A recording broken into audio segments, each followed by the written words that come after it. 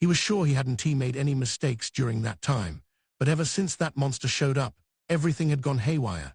He didn't think he made any errors in his negotiations and dealings with the monster, either. Aints Ulgaun simply had abilities too far beyond what humans were capable of imagining. In a few short months, the situation had changed completely. Jerkniv sighed. I am the unluckiest guy in the world right now. This is a side note. A few days later, Jerkniv was still in despair when he was astounded to receive word that Argenti had changed their hometown from the imperial capital to somewhere in the city-state alliance. My bad luck is truly bottomless. Epilogue. Demiurge strolled the 9th level in good spirits. It felt like it had been a while, but that was probably just in his head. He did come back now and then, so he had been away only 2 weeks at most.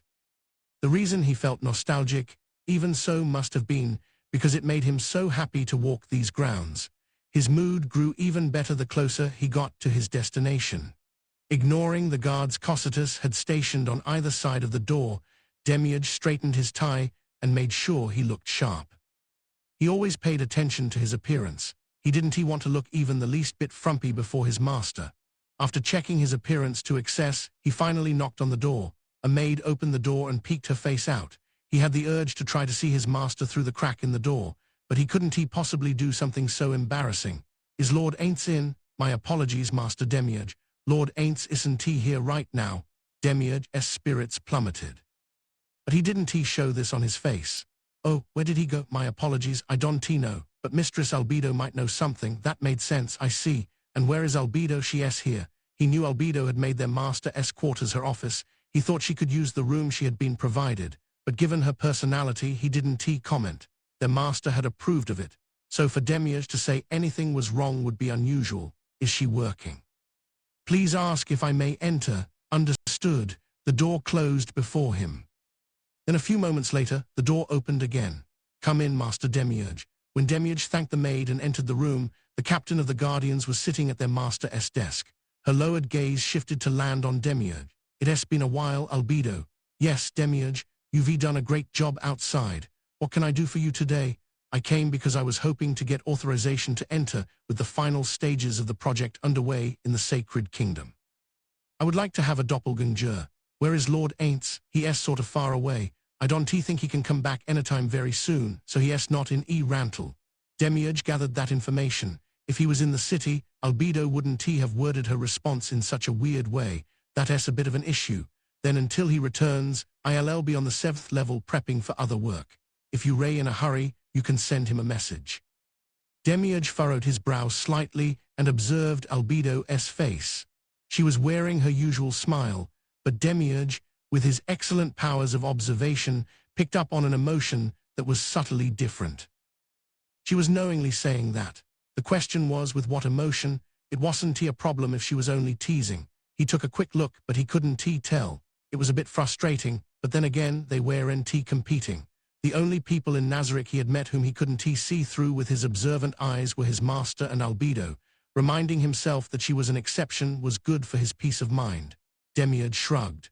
I am not in that much of a hurry. I'll speak to him in person when he returns. Lord Aints hasn't said when he'll be back. It might take a very long time. In that case, I'll go to him, Albedo. It's not worth using a message for. Oh, why not? Doesn't being loyal mean conveying important information as soon as possible? Albedo's smile changed. Up until a moment ago, it was her usual fake smile, but now it was a mischievous grin. She was being nasty now, he guessed. Apparently, she wanted him to spill the reason. What a pain, he thought, but he explained it anyway. I would like Lord Aints to praise me for the work I've done so far, so I don't want to contact him via that method.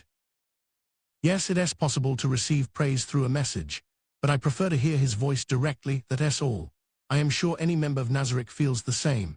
Yes, that's right, Demiurge, it is just as you say. Probably everyone feels that way. So where has Lord Aints gone? He is visiting the dwarf country. We haven't established diplomatic relations with them yet. We don't even have reliable intelligence about them. That's why it is unclear how long it will take. Who is with him? Sholtier and Aura are with him. In terms of fighting ability, that was no issue. But apart from that, he was slightly concerned. I doubt there will be any problems with Aura. But I hope she doesn't cause our master any trouble, Demiurge thought, bringing to mind the face of the other member of the party. If he is taking Sholtir along, does that mean he intends to destroy the dwarf country? He asked. But in that case, he would have expected Mare to have gone, so perhaps there was some other objective for the choice. Where are all the other guardians currently? Cocytus is managing the lake area. Mare is building a dungeon on the outskirts of Rantel. Sebas is working inside Rantel. I don't know what Lord Aints is thinking, but since he didn't take an army with him, perhaps he means to meet the dwarves on a friendly basis. We don't have enough information. Why did he go there? Demiurge, we cannot know what Lord Aints' mind holds. Albedo was right. Aints Ul Gaun, the highest ruler of Nazarick, possessed a fiendishly brilliant intellect. He had countless strategies for each move he made. Not even Demiurge, who was created to have an outstanding mind, could hold a candle to him. It was a mistake to even try to fathom his intentions, but reading their master's emotions and preparing in advance, according to his wishes, was true devotion. As Demiurge renewed his determination, I must try harder. Albedo picked a piece of parchment up off the desk. This came yesterday from the Empire. Aints gave me permission via message to open it. To summarize, it is a request from the Empire to submit to us. They want to consult us at a later date about what sort of subject state it will be. Demiurge was surprised. It had happened sooner than he expected. Why, I was sure the Empire's submission would come after the destruction of the kingdom. It is the result of Lord Aints' visit. Oh my well, I wouldn't expect less from Lord Aints. Demiurge, did you really think the Empire would become a vassal state after the kingdom? Of course, that is what my plan was, no matter what it took. What is that supposed to mean? Sometimes Lord Aints mentions your name. It is always when he is asking, have you heard from Demiurge lately? Is it okay if we keep going like this? In other words, something about you, something about one of your plans. For sure doesn't he sit right with him? What, Albedo, why didn't you tell me sooner? Then you would have done what exactly? Demiurge wasn't sure what to say. Can I ask you this? Was there a way to get the Empire as a subject state before the kingdom? There was. But it would have involved Lord Aints making a move himself. That would have been shameful for his servant. I thought it would take a number of steps over about a month and include a riot in a major city. I figured if it required so much work, it would be better to conquer the kingdom first. Then we could put pressure on the Empire afterward. How long did it take him? I was in the kingdom, so I don't know the details, but it took about 3 days. Demiurge's eyes widened. It was too fast. How did Lord Aints display enough power to get the Empire to surrender? How did he get through to the Emperor, who had been trying to build an alliance with other countries? Demiurge had prepared a strategy that he knew the Emperor wouldn't be able to handle, but his master had come up with an even better one. 3 days? How in the world did he do that? Incidentally, I heard that no one died. Demiurge's jaw stayed agape. He felt only respect for the absolute ruler. The Emperor had stood quietly behind him, just like death itself, and squeezed his heart. Chills ran from the tips of Demiurge's toes to the top of his head. It was a jumble of rapture, envy, awe, and respect. This formed an indescribable passion and caused him to shiver. There is no doubt that was Lord Aints' work. I can never hope to match him. He is simply wonderful. I can see why he was the leader of the supreme beings.